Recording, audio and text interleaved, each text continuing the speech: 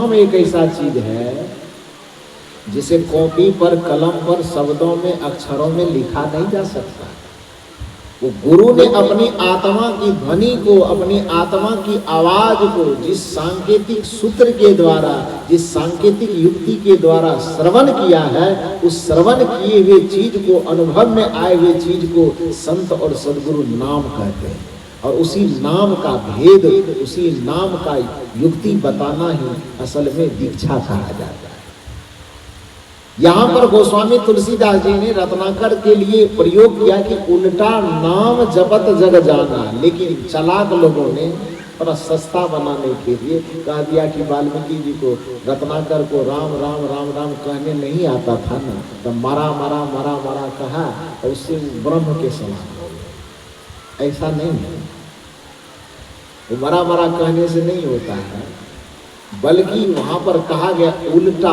ध्यान दीजिए शब्द, किसी भी वाक्य में अल्प विराम लगने के आधार पर अर्थ बदलता है। अर्थ का अनर्थ हो सकता, अनर्थ का अर्थ हो सकता। जैसे कोई व्यक्ति कहे रुको मत जाओ, एक शब्द है रुको मत जाओ, और रुको के बाद अल्प विराम लगे, रुको मत जाओ,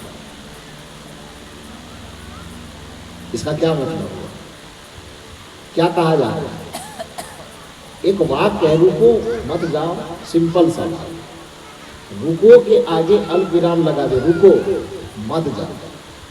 पैदा हुआ ननिहाल वाला भी और ननिहाल वाला भी, दादी के गांव का भी, नानी के गांव का भी, सब उसी में जन्म लिया है। उसके जितने सगे संबंधी में उसी में पूरा परिवार उसका जन्म लिया है।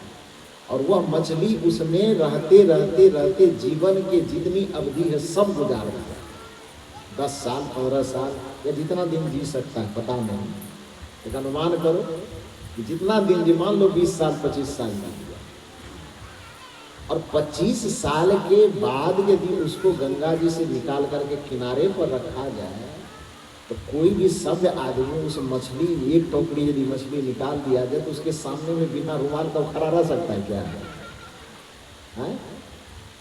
नाक पर बिना रुमाल डाले वो खड़ा रह सकता है? तो नहीं रह सकता।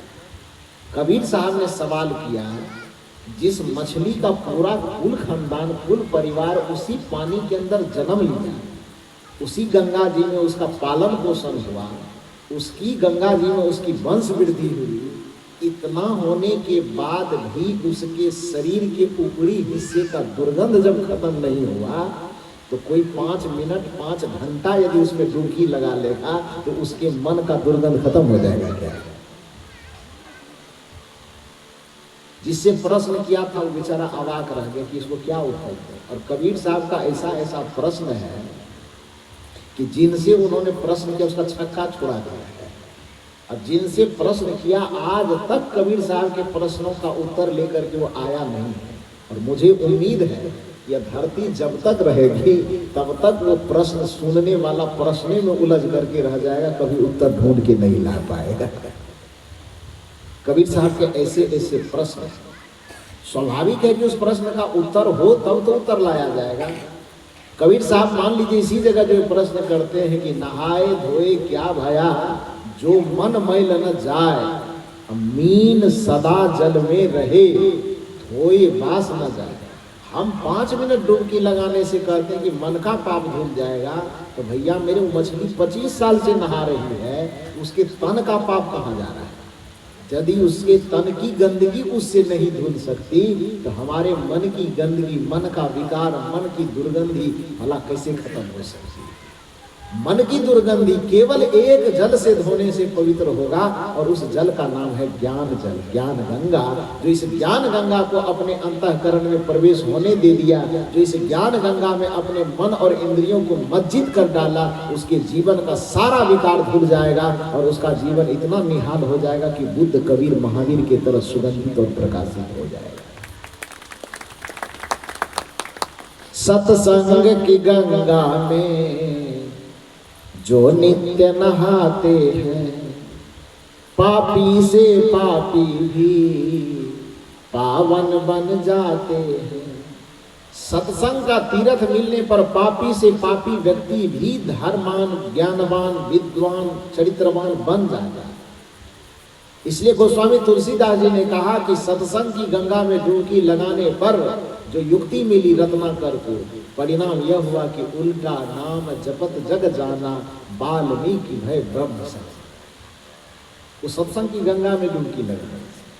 इस पंक्ति का हालांकि अर्थ कुछ लोगों ने बड़ा उल्टा सीधा लगा, लिखा गया उल्टा नाम जपत जग जाना, वाल्मीकि भय ब्रह्म समाना। लोगों ने कहा वाल्मीकि जी पूर्व में रत्नाकर थे और इतनी हत्या किए थे, निरक्षर थे कि बेचारे को राम राम भी बोलने नहीं आता, तो राम राम के बदले उल्टा का, उल्टा नाम जपत जग जाना। आप एक बात बताइए, राम राम उल्टा नाम है कि उल्टा शब्द है? मरा मरा कहेगा तो मरा कोई नाम है? वाल्मीकि गोस्वामी तुलसीदास जी ने उल्टा शब्द नहीं कहा, उल्टा नाम कहा। नाम में और शब्द में अंतर है। शब्द वह होता है जो अक्षरों में लिखा जाता है, और नाम वह होता है जो गुरु के द्वारा दीक्षा के समय में भेद दिया जाता है। इसलिए धनी धर्मदास साहब जी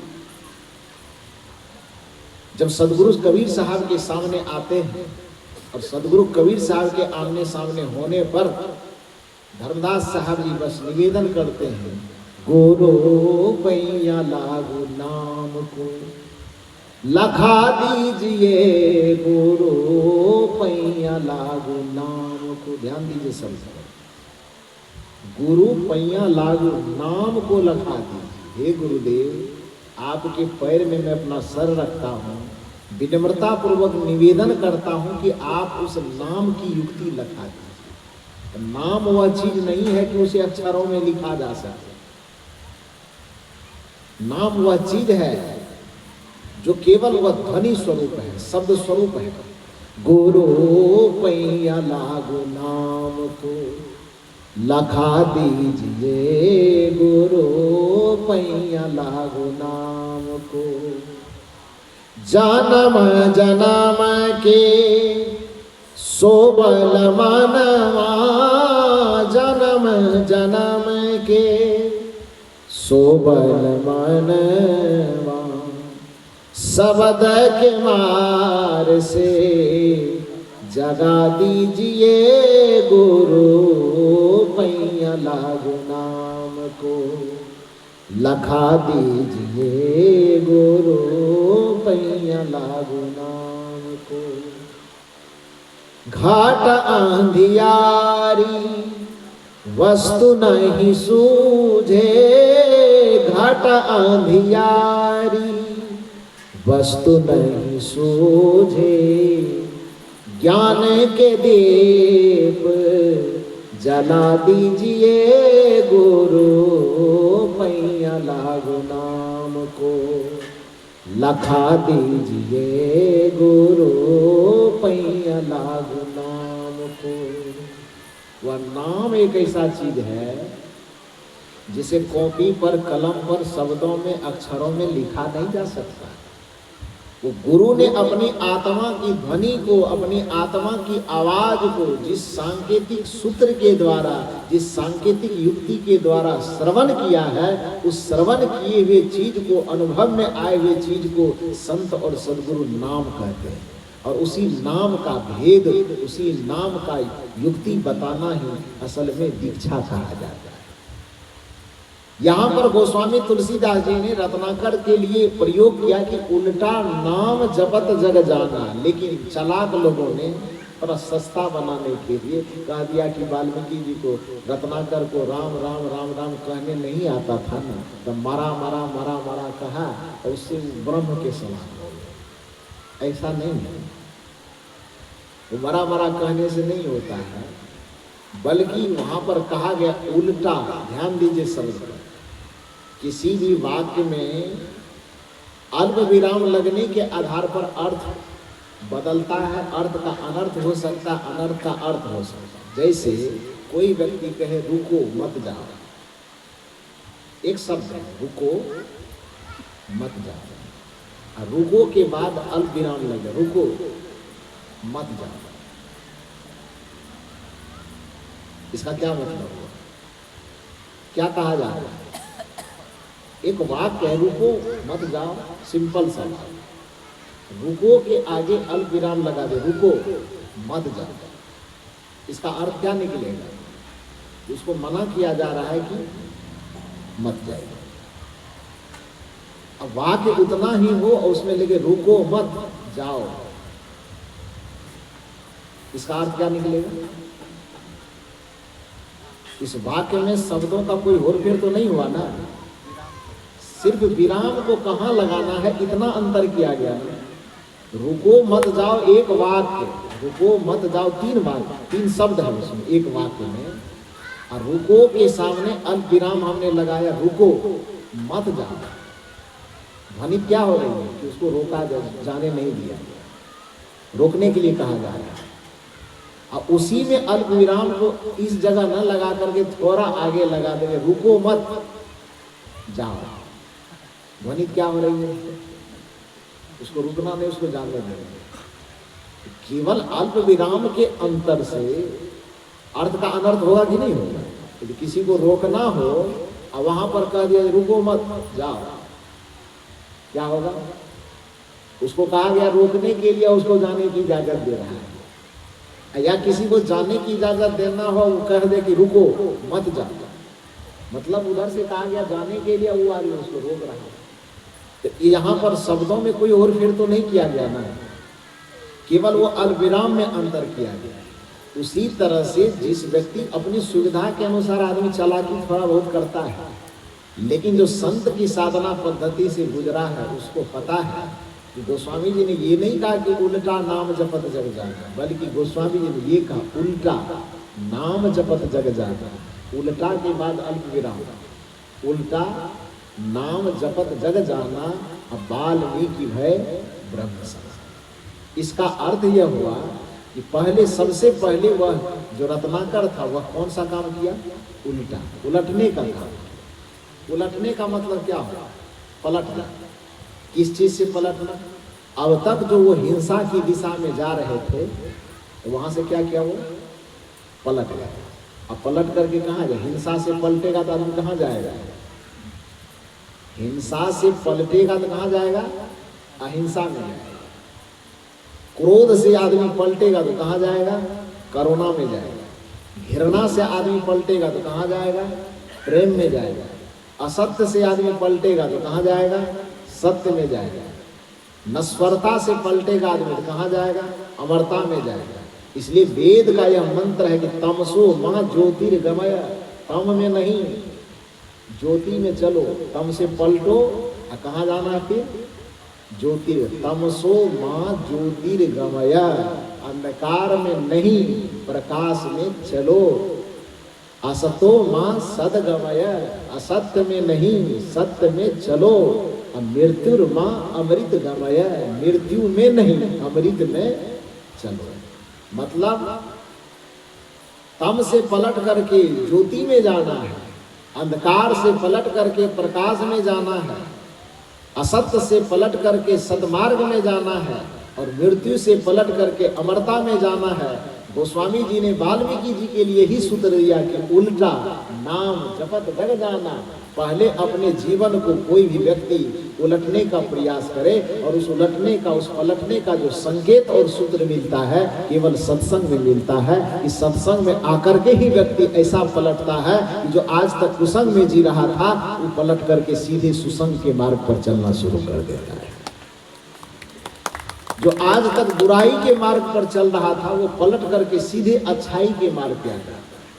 जो आज तक दुरात्मा बना बना फिरता था वो पलट करके महात्मा बन जाता है। जो आज तक पापात्मा बना बना फिर रहा था वो पलटने के साथ सीधे पुण्यात्मा बन जाता है। जो आज तक दुष्टात्मा बने बने फिरता था वह पलट करके ऐसा सुधरता है कि वह सीधे परमात्मा बनने की ओर आगे बढ़ जाता है। तो ये बदलाव की जो प्रक्रिया है, उलटने की प्रक्रिया सत्संग में है। रत्नाकर कैसे पलटा, एक कहानी सुना करके फिर इस प्रवचन सत्र को खत्म करूंगा, क्योंकि आज शुरुआती होने के नाते, शुरुआती दौर होने के नाते थोड़ा विलम्ब से आरंभ हुआ। मैं तो अचंभित हो गया, मैं तो सोचा कि दूसरा सत्र ही होगा, लेकिन जब यहाँ से लोग बुलाने गए तो मैंने कहा कि तो बड़ा गजब हुआ, 1 बजे बंद होना था, अभी आप आए। कि नहीं साहब थोड़ा लेट से दूसरा सत्र करना है। फिर बताया कि आप लोग इंतजार कर रहे हैं, तो आप लोग तो हम लोगों के असली भगवान आप ही लोग हैं।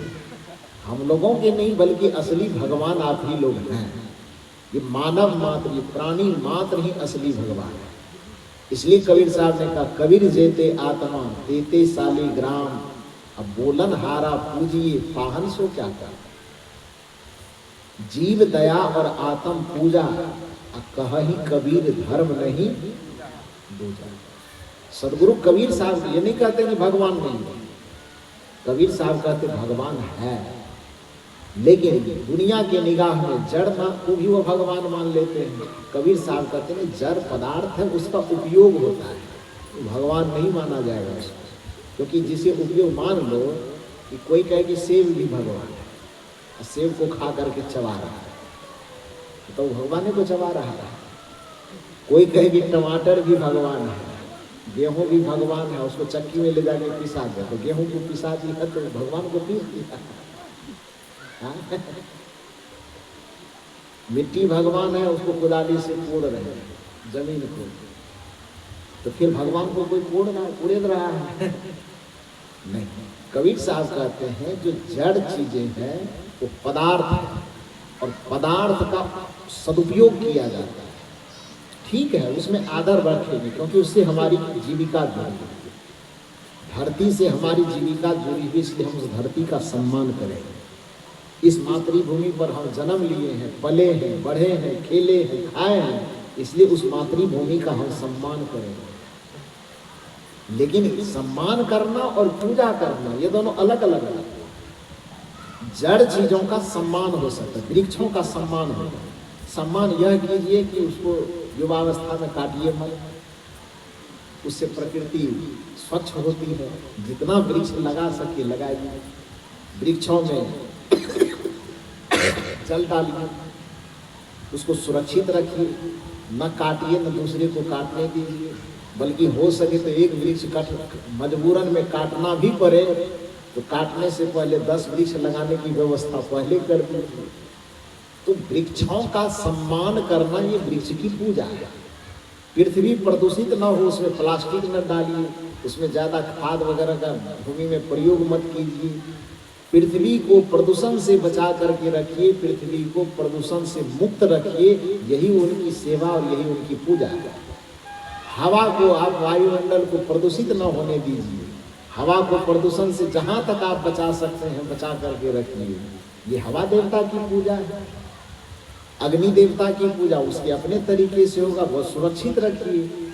जल को आप प्रदूषित मत कीजिए, जल को बर्बाद मत कीजिए, क्या आपके घर का हो कि नदी का। ऐसा नहीं कि टंकी नल खोलिए, अब 1 लोटा 1 मग पानी का काम और 1 बाल्टी व्यर्थ का बर्बाद कर रहे हैं। जितनी आवश्यकता हो उतना। देखिए मैं शायद गेट पे आ रहा था, इसके अंदर प्रवेश कर रहा था, तो गेट पे ही लिखा हुआ है ना, इस गेट पे क्या इस साइड में लिखा हुआ है, क्या लिखा हुआ है, जो आज जल को बचाएगा वो कल दुख नहीं पाएगा। ऐसा ही है, ऐसा ही लिखा हुआ है क्या जी? जो है लेकिन इसी तरह का भाव का फर्क पे लिखा हुआ है। गेट से अंदर प्रवेश करते ही उस गेट पे लिखा हुआ। वही शिक्षा जल देवता की बात। जल देवता की पूजा करने का ये मतलब नहीं कि जल के सामने खड़े होकर अगरबत्ती दिखा रहे हैं। जल देवता की पूजा करने का अर्थ इतना ही है कि व्यर्थ ही जल को बर्बाद मत कीजिए, जितना उपयोग है उपयोग कीजिए, और फिर नल हो, टोटी हो, चापाकल हो, व्यर्थ का पानी बहाइए मत, बर्बाद मत। ये जल देवता की पूजा है। तो जड़ चीजों का सम्मान करना चाहिए, उसका दुरुपयोग नहीं करना चाहिए। जो जड़ चीजें हैं उसका सम्मान करना, उसका सदुपयोग करना ही उस जड़ देवता की पूजा करना है। असल में पूजने योग्य कौन है? जो प्राणी है, जो चैतन्य है। इसलिए कहा जाता है हर प्राणी में परमेश्वर का आभास मिलेगा, कब? अंतर के पट खोल देख लो, ईश्वर पास मिलेगा, हर प्राणी में ही परमेश्वर का आभास मिलेगा। इस पर तुमने नहीं विचारा, कैसे आएंगे भगवान, कैसे आएंगे भगवान। तुमने आंगन नहीं बुहारा, अब तक गंदा पड़ा द्वारा, कैसे आएंगे भगवान, कैसे आएंगे भगवान। ये विचार करना होगा। जब तक ये विचार नहीं करेंगे परमेश्वर आएगा नहीं, परमेश्वर का साक्षात्कार नहीं होगा। यदि परमेश्वर का साक्षात्कार करना है उसका एक ही उपाय है कि अंतर के पट खोल देखो। अपने हृदय में जो पट लगा हुआ है, हृदय में जो किवाड़ लगा हुआ है, जिसमें वो सुषमना नारी कैद है, जिसमें सजगता कैद है, जिसमें चैतन्यता कैद है, या आम बोलचाल की भाषा में कहे तो जिसमें सरस्वती अभी तक कैद है जो दिखाई नहीं देती, उस सजगता रूपी सरस्वती को, उस चैतन्यता रूपी सरस्वती को जिस दिन जगाइएगा उस दिन आपके हृदय का किवाड़, हृदय का पट खुल जाएगा। और जिस दिन हृदय का पट खुलेगा, जिस दिन संवेदना का पट खुलेगा, जिस दिन चैतन्यता का पट खुलेगा, जिस दिन सजगता का पट खुलेगा, उस दिन आपको भगवान देखने के लिए बाहर नहीं देखना पड़ेगा, बल्कि आपके अंतर में ही वह भगवान मुस्कुराता हुआ दिखाई देगा। इसलिए कहा गया कि अंतर के पट खोल देख लो, ईश्वर पास मिलेगा। और अपने में तो झलकेगा ही। गोस्वामी जी की भाषा में कहें तो सिया राम मैं सब जग जानी। पूरे संसार में देवियों में देखोगे तो सीता नजर आएगी, और इधर देवताओं में देखोगे तो राम नजर आएगा। कबीर साहब की भाषा में कहें तो सब घट मेरो साइया, सोनी सेज न को, अब बलिहारी व सेज की जाघट परगट हो। कबीर साहब की भाषा में कहते हैं कि सभी घटों में मेरा साईं निवास करता है, और गोस्वामी जी कहते हैं कि सभी घटों में मेरा राम निवास करता है, देवियों के घट में मेरी सीता मैया निवास करती है। तो सिया राम मैं सब जग जानी, करम प्रणाम जोड़ जुग पानी। तो वह सिया को और राम को देखने के लिए अयोध्या जाने की आवश्यकता नहीं पड़ेगी। जिस दिन आपके अंतर का पट खुल जाएगा, यही भाव इस पंक्ति में है कि अंतर के पट खोल देख लो, ईश्वर पास मिलेगा। हर प्राणी में, जितने प्राणी मानव हो अथवा मानवेतर, हर प्राणी में ही परमेश्वर का आभास मिलेगा। सच्चे मन से नहीं पुकारा, कैसे आएंगे भगवान, कैसे आएंगे भगवान। आज तक उसे हम जड़ चीजों में खोजते रहे। संत बताते हैं कि उसको चैतन्य में तलाश करो, और चैतन्य में तलाश करने का एक ही द्वार है, वह द्वार है सत्संग का द्वार, संत का द्वार। जिस जगह पर चैतन्य में तलाश करने की युक्ति बताई जाए, जड़ जगत से मुक्त करवा करके चैतन्य में स्थित करवाने की युक्ति यदि कहीं मिलती है तो सत्संग मिलती है। और इस सत्संग गंगा में जो डुबकी लगाता है, बड़े बड़े पापी से पापी आदमी भी उसका जीवन बदल जाता है। तो रत्नाकर का जीवन जो पहले से पाप से भरा हुआ था, सत्संग गंगा में, ज्ञान गंगा में डुबकी लगाने से तो उसका जीवन पहले पाप से उलट गया, दुष्टता से उलट गया, कुविचार से उलट गया, कुचिंतन से उलट गया। इसलिए रामचरितमानस में इस बात को लिखा गया कि उल्टा नाम जपत जग जाना। लेकिन चालाकी में लोग थोड़ा सा गड़बड़ी करते हैं। उलटने की बात पर से कोमा हटा दिया, नाम के आगे में कोमा लगा दिया। उल्टा नाम, उल्टा नाम नहीं, उल्टा नाम जपत जग जाना। पहले उल्टा और उसके बाद नाम जप करके क्या हो गया, वो ब्रह्म के समान हो गया। तो पहले उलट, रत्नाकर कैसे उल्टा, प्रसंग कर करके मैं वाणी को विराम देता हूँ। समय थोड़ा बता दीजिए। तो 2 बज गया, तो ये कहानी तब अभी नहीं सुनाऊंगा। अगले सत्र में इस कहानी को सुनाऊंगा। आप लोग इतनी गर्मी में भी इतनी प्रतीक्षा की, आप लोगों का बहुत बहुत आभार, बहुत बहुत धन्यवाद।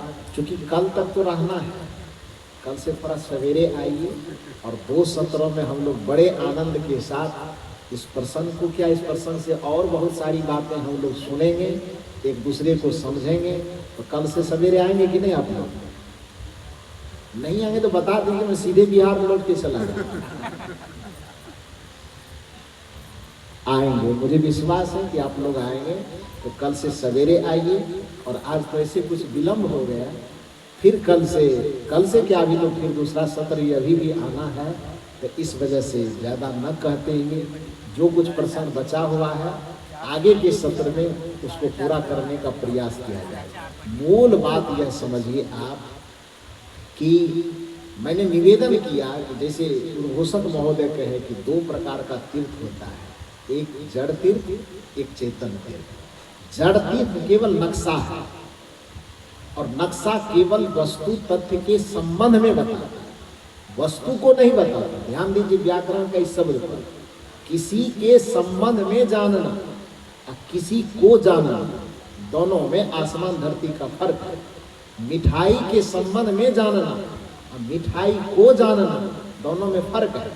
मिठाई के संबंध में किसी से सुन करके भी जाना जा सकता है, कहीं पढ़ करके भी जाना जा सकता है, लेकिन मिठाई को जानने के लिए न तो किताबों से जाना जा सकता है, न किसी से सुन करके जाना जा सकता है।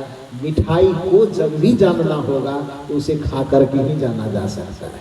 उसी तरह से धर्म के संबंध में जानना, पाप और पुण्य के संबंध में जानना, अच्छाई और बुराई के संबंध में जानना, ये कहीं से भी संभव है। लेकिन आत्मा को जानना हो, परमात्मा के संबंध में नहीं, परमात्मा को शांति के संबंध में नहीं, शांति को आनंद के संबंध में नहीं, बल्कि आनंद को यथावत यदि जानना है तो उसको जानने का एक ही उपाय है, इस ज्ञान गंगा में, सत्संग की गंगा में डुबकी लगाइए, तभी उस चीज को जान पाएंगे। बस इतना ही निवेदन करके अभी के सत्र में आप सबों को बहुत बहुत साधुवाद देते हुए अपनी वाणी को विराम देता हूँ।